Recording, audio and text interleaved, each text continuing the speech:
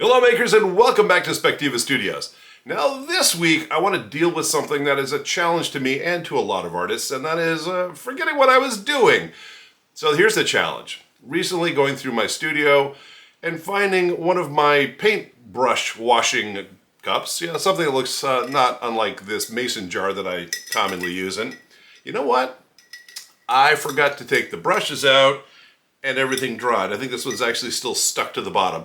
So I've ended up with this delightful assortment of paintbrushes these are actually all fused together. There are three of them there. This one's, I don't know if you can see that. That's not an angle that is normal for a paintbrush. That's bad. So yeah, I've got a lot of dried paint in here, and I'll be honest, it's not the first time I forgot what I was doing and left a paintbrush sitting on top of something while I finish something else up only to forget about it, and then eventually you just kind of toss it in the trash because what can you do with a dried up paintbrush? Well, today that's what I want to focus on, is what can we do to revitalize these paintbrushes when there's a possibility that maybe they don't have to be thrown away and we can use them for another day. So I want to try basically an experiment. I want to try a few different methodologies on how we might revitalize these guys right here. Now to begin with, I have just two small glasses, just short glasses here. I don't know, parfait. I think they were a dessert parfait thing. I'm like, hey, those will be useful in the future.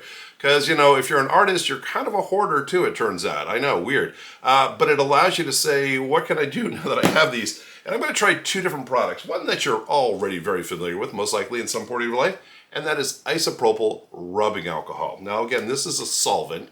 It can be used to break down a lot of things. And I'm going to just come in here and let's get this about halfway full of the isopropyl alcohol. And by the way, please recall that this is a flammable fluid, so you don't want to do anything around a flame or smoking or whatever you might be doing that requires fire. Don't do that. Now for the other one, I'm going to fill it up with Murphy's oil soap. Now this is a special concentrated wood cleaner, and hopefully this will do the trick as well. But again, this is a solvent-based and a gentle solvent at that. But we're going to do something very similar here. Let me just get this filled up, again, about halfway. That's a very viscous liquid there.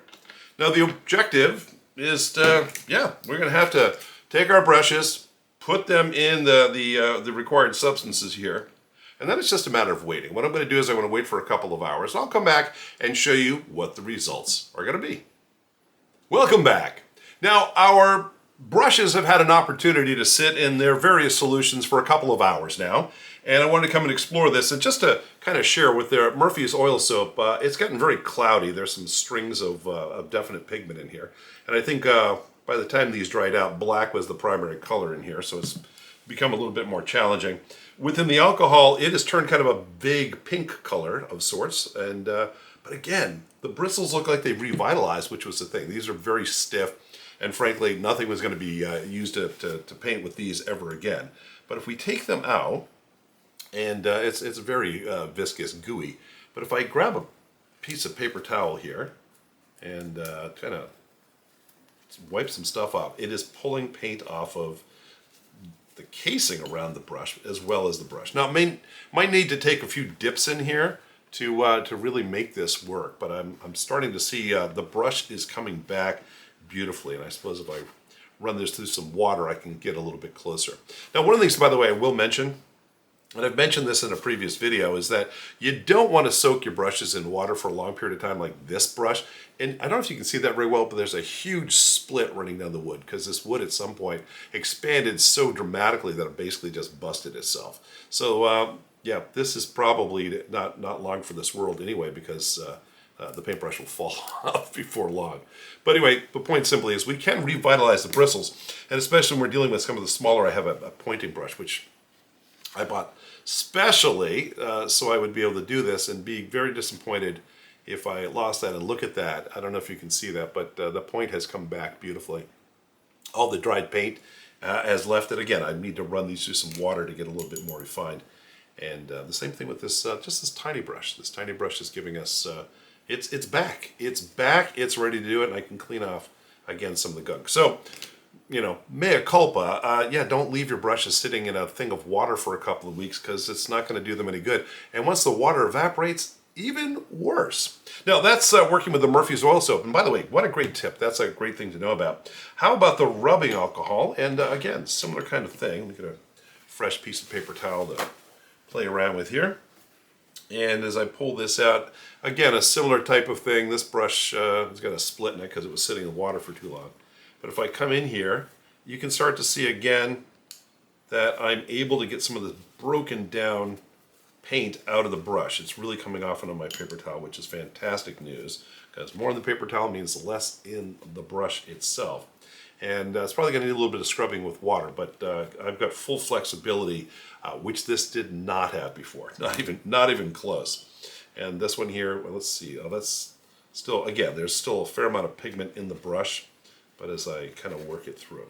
So I would say, in honest assessment of what I'm seeing here, that they both did a fairly sufficient job.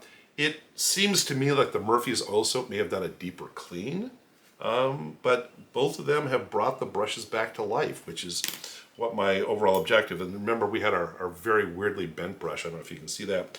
It still seems to be a little bent, if we're being honest, but I can probably repoint that and be able to, there we go. That looks a lot better. It looks more like a paintbrush now and less like what it looked like. Now, by the way, I have heard people say that once you are trying to revitalize your brushes like this, that sometimes being able to use a soap like a laundry detergent or a fabric softener can really help to get into the bristles, almost like conditioning your hair. Not that I have any idea what that means, but an opportunity to make these bristles better in the future. So I need to go put these through the faucet a little bit and make sure that they get cleaned out, but maybe follow up with a little bit of soak in something that will really help to revitalize them.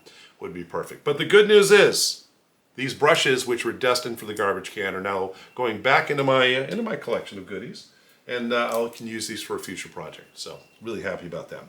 Anyway, that's what I wanted to share with you today. I hope you found this interesting and useful for your own stuff. And again, we all leave a paintbrush to dry whether we want to or not. It's nice to know that we don't have to necessarily toss it right away. This seems to do the trick. If you liked what you saw today, please hit that like button. It really helps us out an awful lot. If you like what we're talking about with working with art supplies and mixed media materials, then we do this every week. Every Friday morning I'll drop a video for you, and it's always my pleasure to be able to share this content with you. So if you like what we're doing, hit that subscribe button and we'll take it from there. Anyway, that's all I have to share with you this week. Thanks so much for dropping by, and I'll see you real soon.